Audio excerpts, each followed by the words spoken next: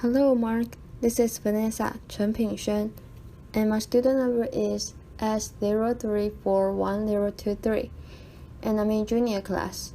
Today, I'm going to read the article, How to Get Better at the Things You Care About, by Eduardo Briceño. Most of us go through life trying to do our best at whatever we do, whether it's our job, family, school, or anything else. I feel that way. I try my best.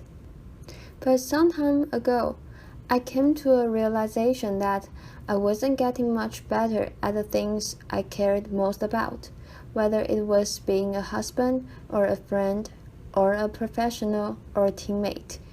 And I wasn't improving much at those things, even though I was spending a lot of time working hard at them. I've since realized from conversations I've had and from research that this stagnation, despite hard work, turns out to be pretty common. So I'd like to share with you some insights into why that is and what we can all do about it. One I've learned is that the most effective people and teams in any domain do something we can all emulate. They go through life deliberately alternating between two zones, the learning zone and the performance zone. The learning zone is when our goal is to improve. Then we do activities designed for improvement, concentrating on what we haven't mastered yet, which means we have to expect to make mistakes, knowing that we will learn from them. That is very different from what we do when we're in our performance zone, which is when our goal is to do something as best as we can, to execute.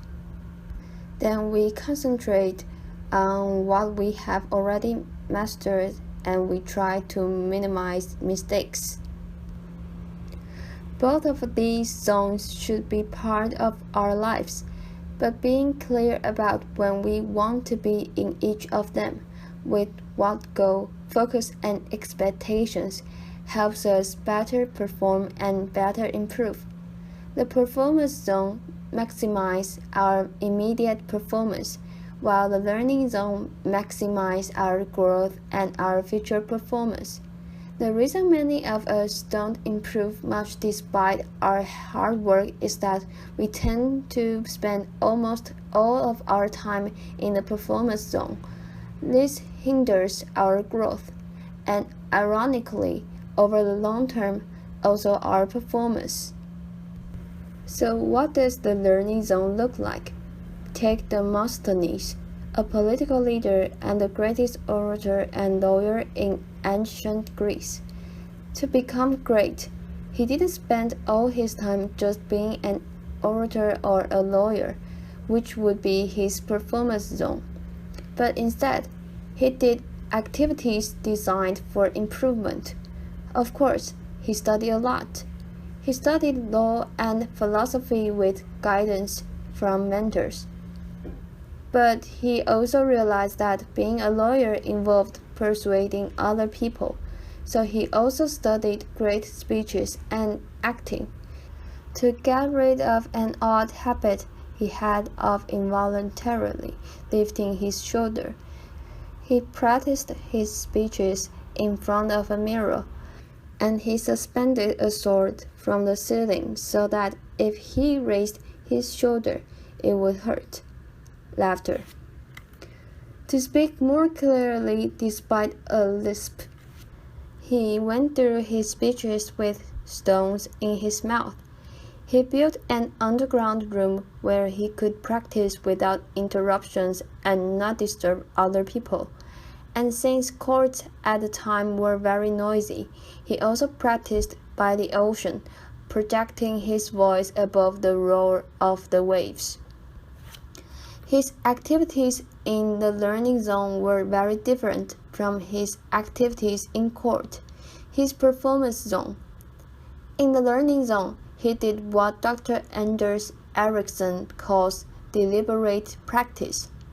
This involves breaking down abilities into component skills, being clear about what sub-skill we're working to improve, like keeping our shoulders down, giving full concentration to a high level of challenge outside our comfort zone, just beyond what we can currently do, using frequent feedback with repetition and adjustments, and ideally engaging the guidance of a skilled coach, because activities designed for improvement are domain-specific, and great teachers and coaches know what those activities are and can also give us expert feedback. It is this type of practice in the learning zone which leads to substantial improvement, not just time on task performing. For example, research shows that after the first couple of years working in a profession, performance usually plateaus. This has been shown to be true in teaching, general medicine, nursing, and other fields. And it happens because once we think we have become good enough, adequate, then we stop spending time in the learning zone. We focus all our time on just doing our job, performing, which turns out not to be a great way to improve. But the people who continue to spend time in the learning zone do continue to always improve. The best salespeople at least once a week do activities with the goal of improvement. They read to extend their knowledge, consult with colleagues or domain experts, try out new strategies, solicit feedback, and reflect. The best chess players spend a lot of time not playing games of chess, which would be their performance zone, but trying to predict the moves grandmasters made and analyzing them. Each of us has probably spent many hours typing on a computer without getting faster.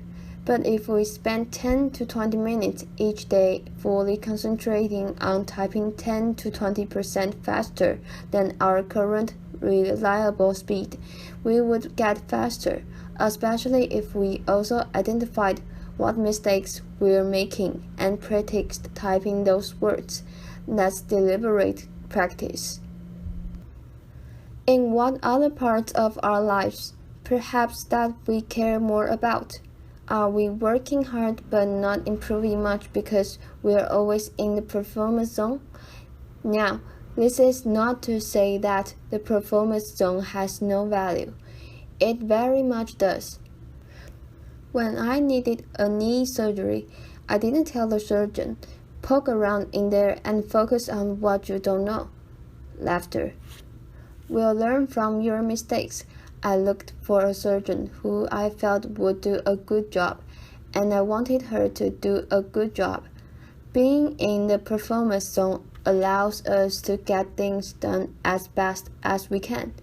It can also be motivating, and it provides us with information to identify what to focus on next when we go back to the learning zone. So the way to high performance is to alternate between the learning zone and the performance zone, purposefully building our skills in the learning zone, then applying those skills in the performance zone. When Beyoncé is on tour, during the concert, she's in her performance zone. But every night when she gets back to the hotel room, she goes right back into her learning zone. She watches a video of the show that just ended. She identifies opportunities for improvement for herself, her dancers, and her camera staff. And the next morning, everyone receives pages of notes with what to adjust, which they then work on during the day before the next performance. It's a spiral to ever-increasing capabilities, but we need to know when we seek to learn and when we seek to performance. And while we want to spend time doing both, the more time we spend in the learning zone, the more we'll improve. So how can we spend more time in the learning zone? First, we must believe and understand that we can improve, what we call a growth mindset. Second, we must want to improve at the particular skill. There has to be a purpose we care about, because it takes time and effort. Third, we must have an idea about how to improve, what we can do to improve, not how I used to practice the guitar as a teenager, performing songs over and over again, but doing deliberate practice. And fourth, we must be in a low-stakes situation, because if mistakes are to be expected, then the consequence of making them must not be catastrophic or even very significant. A tightrope walker doesn't practice new tricks without a net underneath, and an athlete wouldn't set out to first try a new move during a championship match. One reason that in our lives we spend so much time in the performance zone is that our environments often are unnecessarily high stakes. We create social risk for one another, even in schools which are supposed to be all about learning.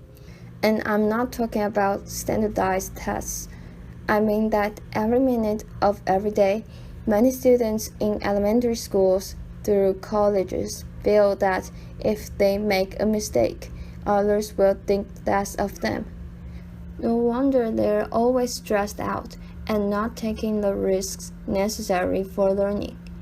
But they learn that mistakes are undesirable inadvertently when teachers or parents are eager to hear just correct answers and reject mistakes rather than welcome and examine them to learn from them.